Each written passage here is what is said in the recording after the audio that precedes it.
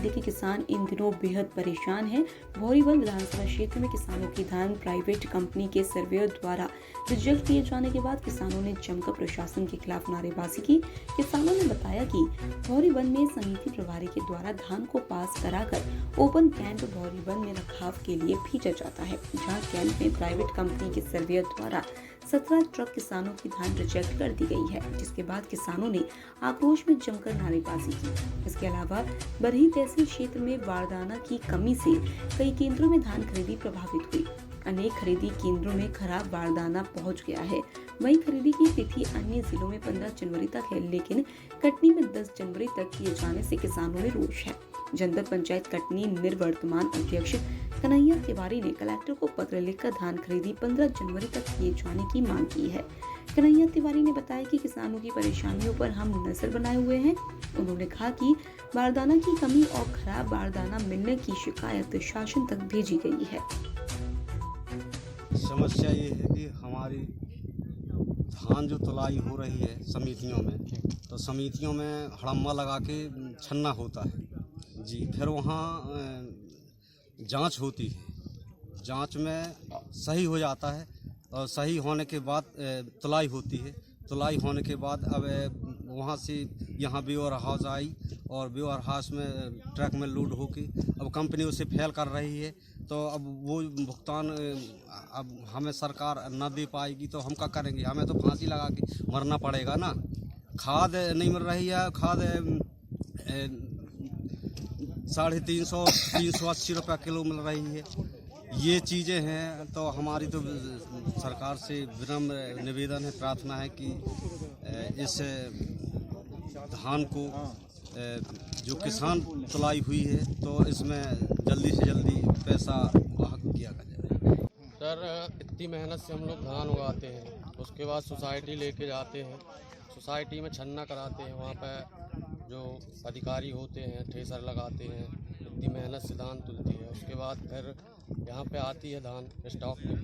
यहाँ पे एक ट्रक में 8-10 लोगों की धान होती है और उन लोग एक बोरी में परखी लगा के और सबकी धान रिजेक्ट कर देते हैं। ये तो सरासर अन्याय है।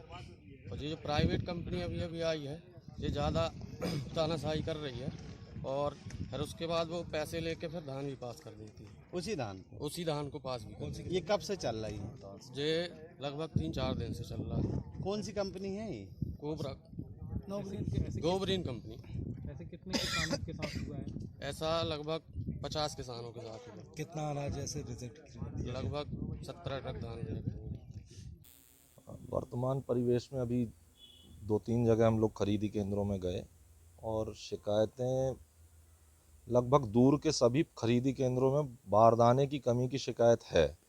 साथ में किसान के द्वारा ज़्यादा तुलाई लेना और तुलाई भराई सिलाई के पैसे की भी शिकायत की मुद्दे आए हैं, जिस पे पत्राचार हमारे द्वारा माननीय मुख्यमंत्री जी, प्रदेश अध्यक्ष जी और प्रदेश अध्यक्ष माननीय किसान मोर्चा दर्शन सिंह चौधरी जी और कलेक्टर साहब को पत्राचार भी किया गया है।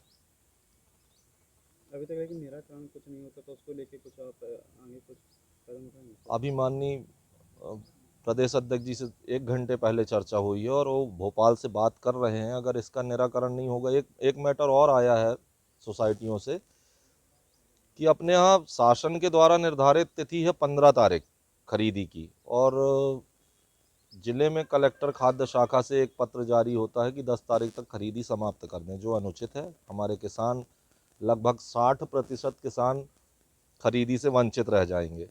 और साथ साथ ये भी है कि अभी 2 दिन वर्षा काल और शनिवार इतवार होने के कारण खरीदी नहीं हो पाई। उसी में अभी कल से भी मौसम विभाग ने जानकारी मौसम विभाग से आ रही है कि कल से भी 2 दिन 3 दिन वर्षा का योग है और अगर वर्षा होती है तो फिर शनिवार इतवार पड़ेगा, तो टोटल कुल मिला के 10 से 12 दिन किसान खरीदी से वंचित हो जाएगा। ये जो ओपन वेयर हाउस का जो मामला है वो अभी संज्ञान में आया है कि वहाँ पर जो धान है वो बड़ी मात्रा में रिजेक्ट की जा रही है। इसके संबंध में वो जो प्राइवेट कंपनी है जिससे एग्रीमेंट हुआ है ओपन कैप का, वो ग्रीन कंपनी, उनसे जांच प्रतिवेदन लिया जाएगा कि ये किस आधार पर इतनी बड़ी मात्रा में धान रिजेक्ट कर रहे हैं और रिपोर्ट के बाद जो भी संबंधित जो भी इसमें न्यूसेंस क्रिएट किया है जिन्होंने जो इसमें मिलेंगे कि हाँ इन्होंने गलत तरीके से धान क्लियर करके फिर ओपन कैप में पहुंचाया है, उनके विरुद्ध कार्रवाई होगी। मैडम जैसे खरीदी केंद्रों में भी सैंपल लिए जाते हैं, बावजूद उसके यहाँ से रिजेक्ट होना। खरीदी केंद्र में जो खरीदी प्रभारी हैं वही सर्वेयर्स हैं, तो इसकी भी जांच की जाएगी कि किस किस केंद्र से ये जो धान है वो आई है क्लियर होकर ओपन कैप में, फिर यहाँ पर रिजेक्शन हो रहा है।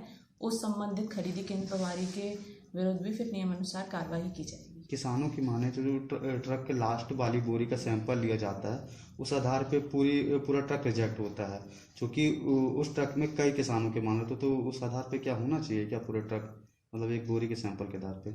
इसमें जो है वो डिटेल रिपोर्ट ली जाएगी पहले कि किस तरीके से सैम्पलिंग कर रहे हैं और किस आधार पर रिजेक्शन कर रहे हैं, उसके बाद ही जो भी पॉइंट्स आएंगे उस पर नियमानुसार कार्रवाई की जाएगी। कटनी से सुनील यादव की रिपोर्ट।